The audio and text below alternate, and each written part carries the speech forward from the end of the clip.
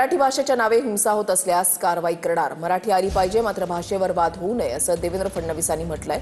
मुख्यमंत्री देवेंद्र फडणवीसांचा दोन्ही ठाकरेंना या शब्दात इशारा आहे। निशिकांत दुबे महाराष्ट्रामध्ये आले तर स्वागत करू असं फडणवीसांनी म्हटलंय। कुणी विरोध केला तर कायद्यानुसार कारवाई करणार असं फडणवीसांनी म्हटलंय।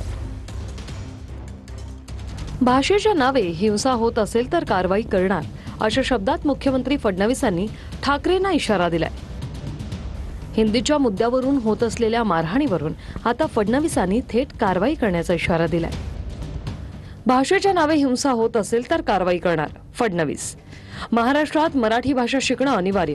महाराष्ट्रात राहणाऱ्यांना मराठी यायला पाहिजे हा आग्रह ठीक, मात्र ज्यांना मराठी बोलता येत नाही त्यांना मारणं योग्य नाही।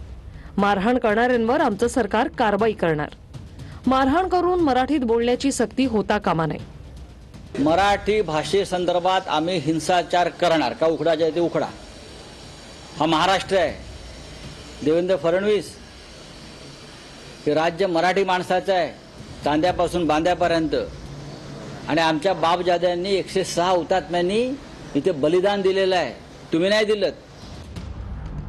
तर दुसरीकडे भाजप खासदार निशिकांत दुबे महाराष्ट्रात आल्यास त्यांचं स्वागत करू आणि कुणी विरोध केल्यास कायद्यानुसार कारवाई होईल असंही यावेळी फडणवीसांनी म्हटलं। दरम्यान मीरा रोडच्या सभेतून राज ठाकरेंनी दुबेंना इशारा दिला होता। तो दुबे, तुम मुंबई में आ जाओ। मुंबई के समुंदर में डुबे डुबे कर मारेंगे। जो कोणी महाराष्ट्रात येईल त्याचं आम्ही स्वागत करू, त्याच्यासोबत कुठलंही गैरवर्तन होणार नाही याची काळजी घेऊ। महाराष्ट्राच्या शत्रूंसाठी पायगड्या घालणारा ते त्यांना महाराष्ट्रातल्या खासदारांची चिंता नाहीये। महाराष्ट्रावर मराठी माणसावर थुंकणाऱ्यांची चिंता त्यांना जास्त आहे आणि थुकी चाटतायत हे भाजपवाले महाराष्ट्रद्रोह्यांची।